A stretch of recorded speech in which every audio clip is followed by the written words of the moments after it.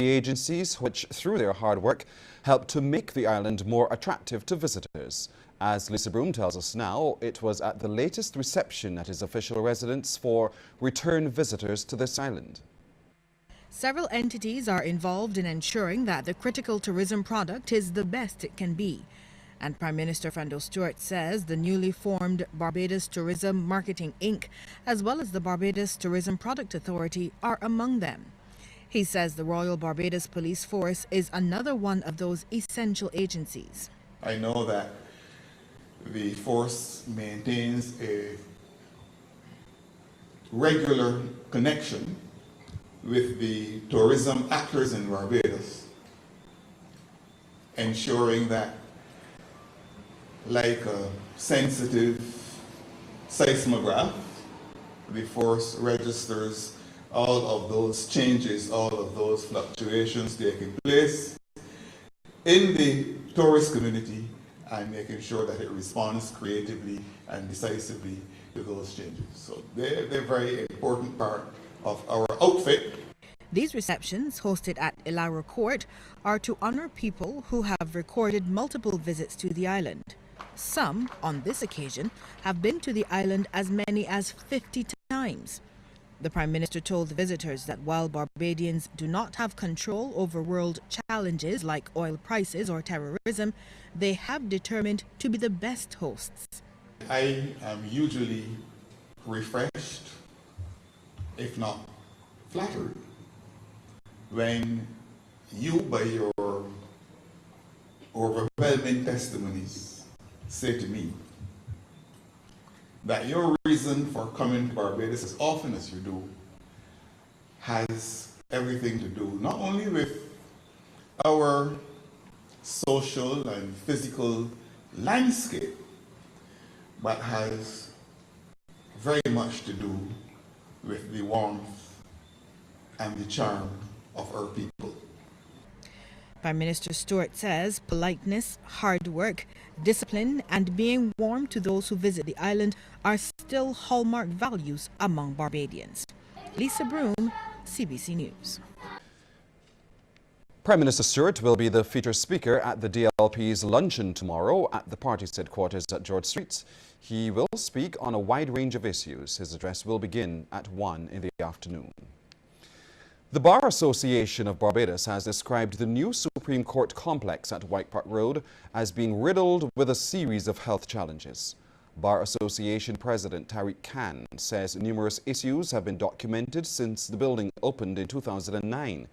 He says it seems a crisis is looming for members of the legal profession who are in a dilemma whether to withdraw their services or continue to service their clients. Mr. Khan made the comment at a news conference at the Bar Association's headquarters at Perry Gap, Roebuck Street. He called on authorities to do something urgently to address the state of affairs. It is our responsibility to tell the public that this building has a host of health challenges, to the extent that some members who work within that building are unable to function throughout the day without falling into a seizure of coughing, watering eyes, and so on. In one of the courts, it is apparent that the walls are bubbling with some sort of fungal infestation. But I'm not an expert. I can only tell you what I see and what my colleagues see. Now if that is not a health hazard, I don't know what is. Mr. Khan also strongly defended the legal profession, saying the vast majority of Barbados attorneys are hard-working professionals. He says many of them give several hours of their time freely to the community every week. He says that in the past 15 years alone, only 3 professionals out of more than 1,000 lawyers have been disbarred from the practice. Right now, there are 2 cases involving 1 person for disbarment now pending before the Court of Appeal. Mr. Khan says the disciplinary committee headed by Marguerite Woodstock Riley to deal with complaints against lawyers meets regularly. There were perhaps 72 complaints last year, 53 the year before, out of a roll call of over 1,000 lawyers. The disciplinary committee works incredibly hard. It makes recommendations to to the Court of Appeal, which makes the final decision as to whether a lawyer will be reprimanded or disbarred. Mr. Khan reminded that since 2004, the late Sir Roy Marshall had written a report recommending the disciplinary committee, which is a separate body, be increased to 21 persons to include ordinary Barbadians. But he says nothing has been done so far, and he's placed blame squarely at the feet of successive governments. In response, Acting Attorney General Michael Lashley says he's willing to meet with Mr. Khan to discuss the problem. He says in the meantime, the plan will be to find a short-term resolution. And what I intend to do tomorrow is to meet with the secretary, and we will try to see what we can put in place to alleviate what problems there are in the short term. But I believe that this matter seems to be going on for some time, and I certainly believe that it will be some long-term solution to the problem. But in the meantime, we will try to see what we can do in the short term so as to alleviate what problem there is at the Supreme Court. Mr. Lashley says he will also check to see what, if any, industrial reports have been filed regarding the building and if any illnesses linked to the building have been reported. The Barbados Workers' Union is concerned about the retirement ages set by some statutory boards. General Secretary Tony Moore says workers are being forced to retire at age 65, while the required age set by the National Insurance Scheme is 66.5. She's therefore calling for statutory boards to act like mainstream government entities. Some statutory boards are insisting that once workers have reached 65, that they should go. Of course, this might be linked to financial considerations, because if employees reach 65 and you can tell them to go and take them off payroll, that may be a consideration. But our concern has to be with the whole and how that impacts the worker into retirement. Ms. Moore says the union will take the necessary steps in making sure the issue is resolved. Right now, the union has challenged the authorities to verify where that information resides and to correct the situation as it is occurring in some statutory boards.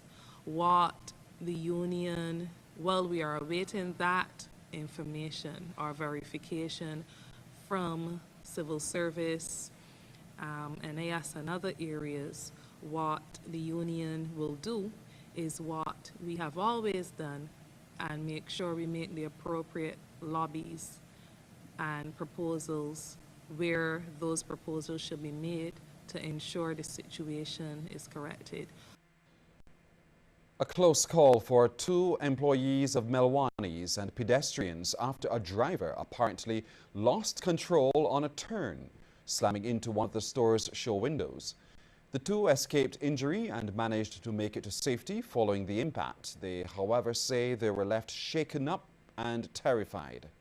It was just after 10, and we just heard, we were sitting there cashing, we just heard this big noise, and looked back, we saw the van, just ahead of the van into the store, and we had to climb over the counter to get over. That's about it. That's all I could say right now. I always knew that we were a little too close to the road, but now I see accidents can really happen, and I just feel a little shaken up. Managing Director of Melnies, Prem Melwani, hasn't put a dollar figure on the estimated cost of repair to the window, but says it is significant. There's extensive damage.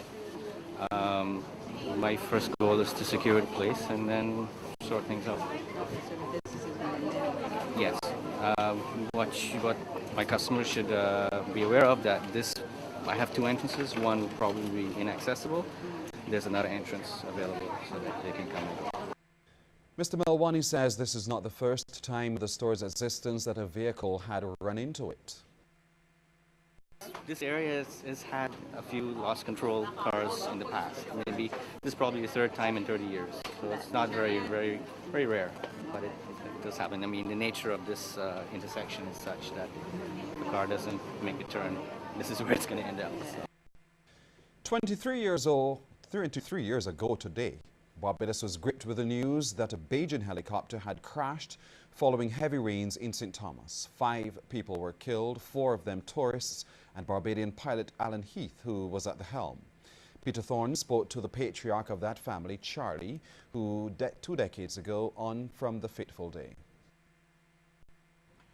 23 years after that horrific accident, a Barbadian family is still carrying the psychological scars of the tragedy after their loved one, 28-year-old pilot Alan Heath, and 4 of his passengers perished in a Bajan helicopter crash. Still emotional 23 years after the tragedy, former champion racehorse trainer Charlie Heath, Alan's father, declined to speak on camera, but he told CBC he's put the entire episode behind him, noting that he's never forgotten his son and never will. Mr. Heath says Alan would have celebrated his 51st birthday on January 15th this year if he were alive, noting that there are too many things that remind him of Alan, whom he will always cherish. Mr. Heath, now 75, says the crash had a devastating impact on the family, including Alan's wife Susan, who took decades to recover from the episode. Alan and Susan had been married for several years and were preparing to raise a family when the tragedy occurred on February 5, 1992, forever shattering their dreams. Alan had learned to fly in California in the United States and had worked as an instructor in Florida before taking up a job with Bajan helicopters. His other brother Dennis is now about to celebrate his 50th birthday, and his father Charlie says Dennis has held up well, even though he bitterly misses Alan since the 2 of them were close. In 2009, 17 years after the crash, Bajan Helicopters closed its doors, with Managing Director George Morris stating that tourism alone couldn't sustain the company. Alan's death on February 5, 1992, and the crash which also killed 4 others, 3 from Canada and 1 from the United States, who were tourists on the Monarch of the Seas, was ruled death by misadventure. It's a date forever etched in the history of Barbados, and one that the Heath family will never ever forget. Peter Thorne, CBC News. More news straight ahead, but first we want you to get interactive with us tonight. Answer this question. Do you think all Barbadian workers should retire at the NIS prescribed age of 66 and a half? Text yes or no to the short code 8111. Those results are coming up at the end of the news.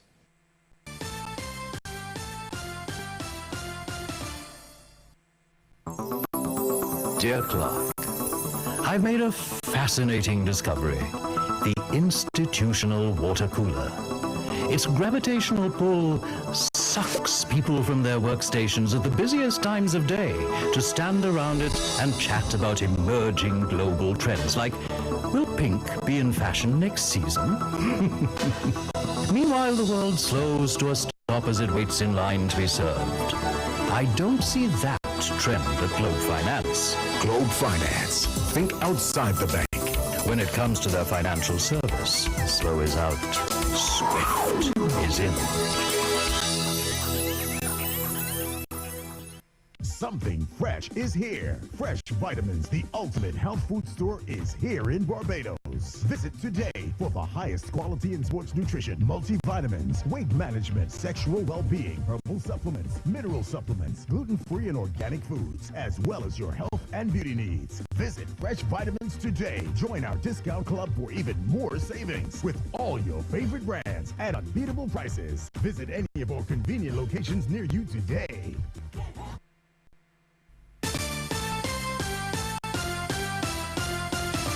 Trade unions have been praised for helping Sandoz Barbados to get up and running and for helping to transition the staff from one owner to the other. The property was closed in April last year to undergo a multi-million-dollar refurbishment, which saw it transformed into a 280-room resort with over 600 staff. Chairman of Sandoz, Gordon Butch Stewart, says achieving one's goals usually involves a little pain, and the trade unions cooperated fully with the luxury hotel chain to enable its startup. First of all, I need to congratulate the unions here. It is the only country in the world, in the Caribbean that I know of, that employees that lose their job or are out of job are paid for 6 months or whatever it is.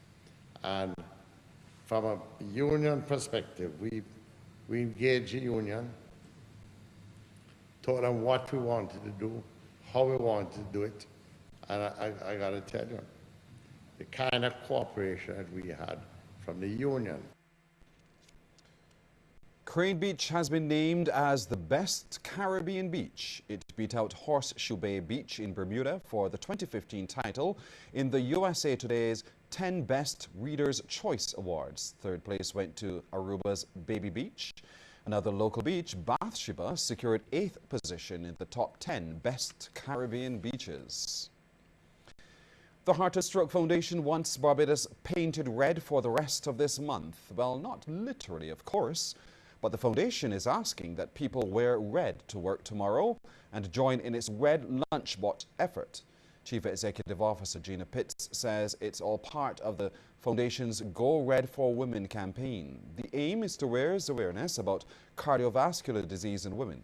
She told CBC News they've already had a few events, including a symposium that talked about stress management and reducing hypertension. Come the 14th of February, we have 2 items happening on that day. In the afternoon, we have partnered with the Barbados Hash Harriers, and they will be putting on a red dress run stroke walk, which is fabulous. They run and walk every single week and on bank holidays as well. And they've dedicated this particular run walk to wearing red dresses. So that's men and women wearing red dresses, and children and dogs and anyone else who comes along. And it's such good fun. It isn't a heavy kind of 5K run. It's a really good family outing. Well, still to come, a look at stories making headlines across this region. But first, a reminder, we'd like to hear from you. On the question, do you think all Barbadian workers should retire at the NIS prescribed age of 66.5? Text yes or no to the short code 8111. We'll have those results, as you know, at the end of the news. You can follow CBC News on Twitter at CBC_Barbados and on Facebook, CBC News Barbados. You just got into a car accident. Now you have to fix it and you don't have a cent. Don't worry, be happy. Your home got flooded out and you've lost it all, and chances to recover start to look very small. Don't worry, be happy. Want to live the worry-free life today? Call us at Beacon or log on to beacon.co.tt. Beacon Insurance, switched on.